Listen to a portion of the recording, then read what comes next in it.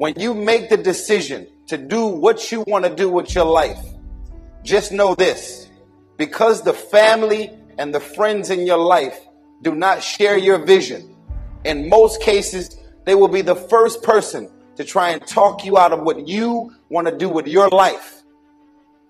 But know this: only those that can see the invisible can do the impossible.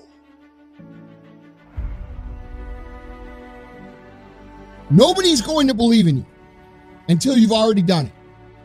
Nobody's going to come and celebrate with you until you've already done it. The work is going to come before the belief, which means you're going to have to work for a long time by yourself, with no applause, with no awards, with nobody telling you good job. And then once you start to build something and people start to see the momentum and they start to see the result and you start doing some things, then you're going to get a little belief. You have to be open-minded to the possibilities that I can do this. Once you shut your mind down to the possibility that it can be achieved, there's no way it can happen.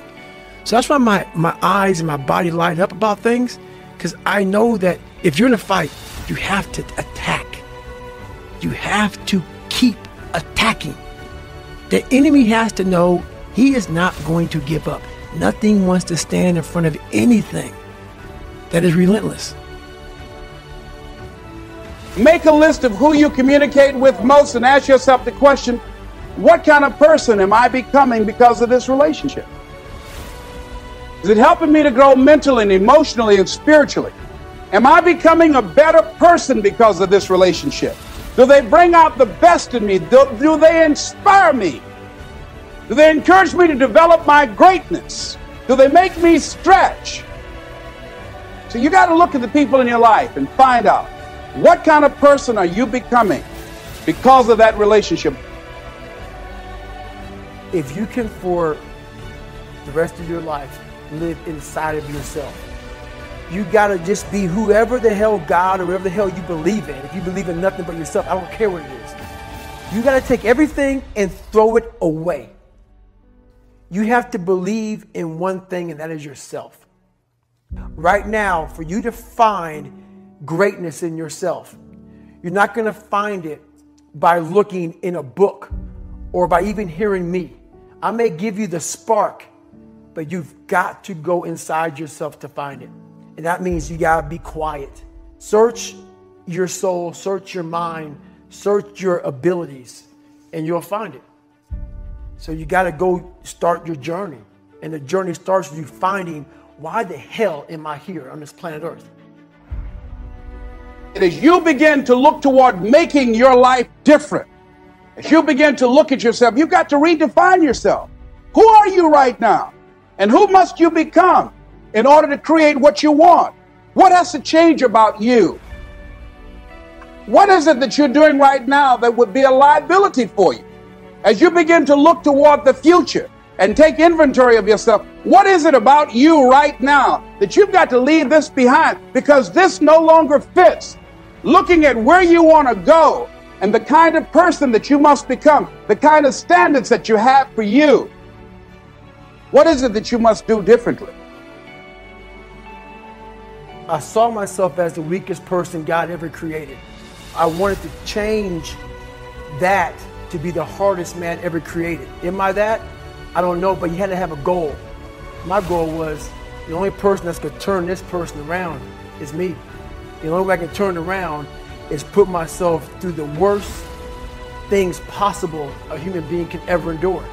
And that'd be the only way that I can build this brain to handle anything that comes in front of it. I signed up for this race. It's called the San Diego One Day, where you run around a 1 mile track for 24 hours to see how many miles you can get. My goal was 100 miles. I got to mile 70 and I cleared 70 miles in like 12, 13 hours pretty quickly. But I was done. My feet were broken. I was stress fractures, shin splints, muscles were tearing. I was in bad shape. I sat down at mile 70 and I look at my wife and I was like, I'm messed up bad. And I got 30 miles to go. And I can't stand up because my blood pressure's all messed up. I've been in 3 hell weeks, Ranger school, overcome so many obstacles in my life. This last 30 miles of this race is when I realized a human being is not so human anymore. We have the ability to go in such a space if you're willing to suffer, and I mean suffer. Your brain and your body, once connected together, can do anything. And this 30 miles was the life-changing moment. I was out of it.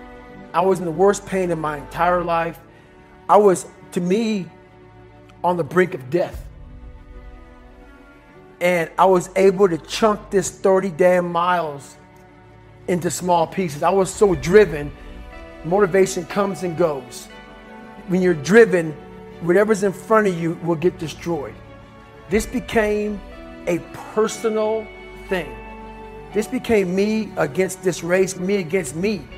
I broke this thing down into small pieces. I said, okay, I got to get nutrition. I got to be able to stand up before I can get off this curb and get off this chair and be able to go 30 miles.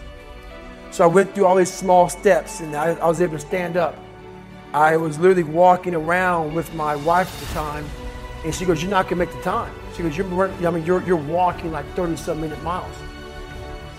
I got to mile 81, and the second she said that I'm not gonna make the time, I ran the last 19 miles, nonstop.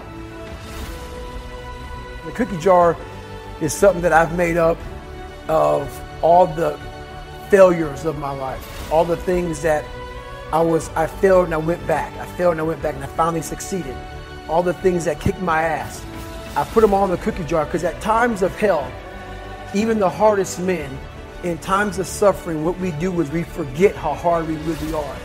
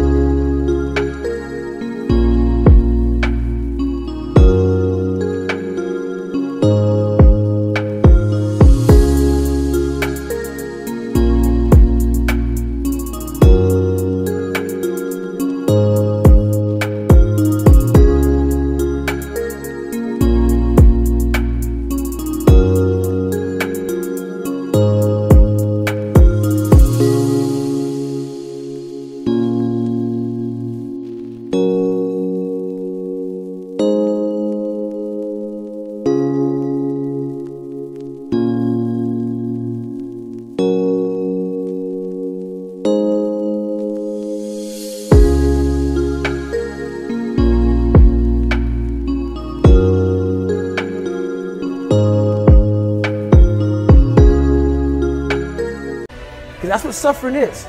Suffering is a test. It's all it is. Suffering is the true test of life. And so that cookie jar travels in my brain. So whenever I get put in a situation where life sucks, I take the 1 second decision. I step out of my life for 1 second, go in the cookie jar, pull up. Oh, you went 3 hell weeks and finished 2. Oh, you are a motherfucking badass. Put it back in the cookie jar, and I remember, this is who I am. I believed for that last 19 miles, I was indestructible. I said to myself, who on this fucking earth would still be going right now? You are.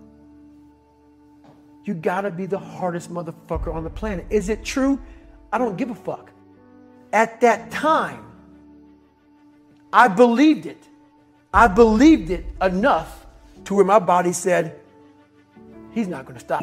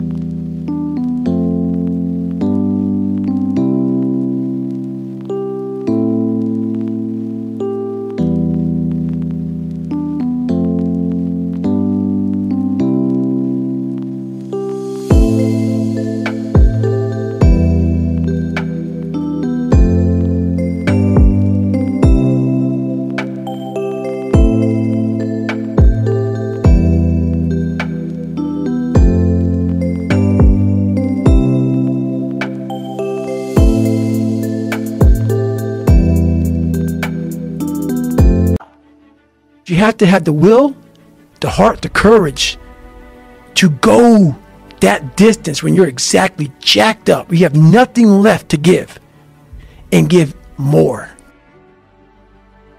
Have you tried everything? Have you exhausted every possible option, scenario, combination, tool, and approach? Have you determined whether or not there is another person out there that has performed the exact same task you are attempting, or at least something similar?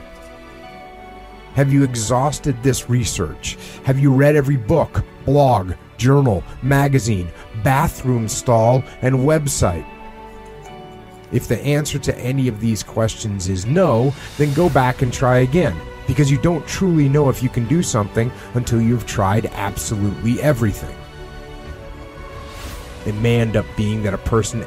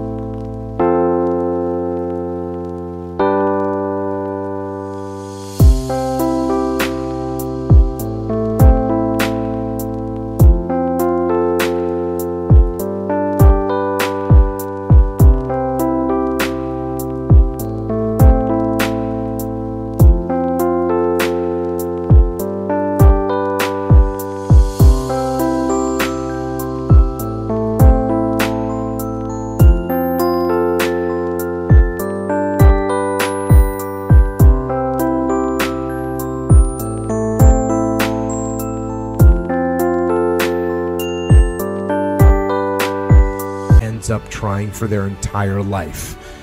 But I suggest removing the phrase "I can't" from your lexicon and replacing it with "I can't yet."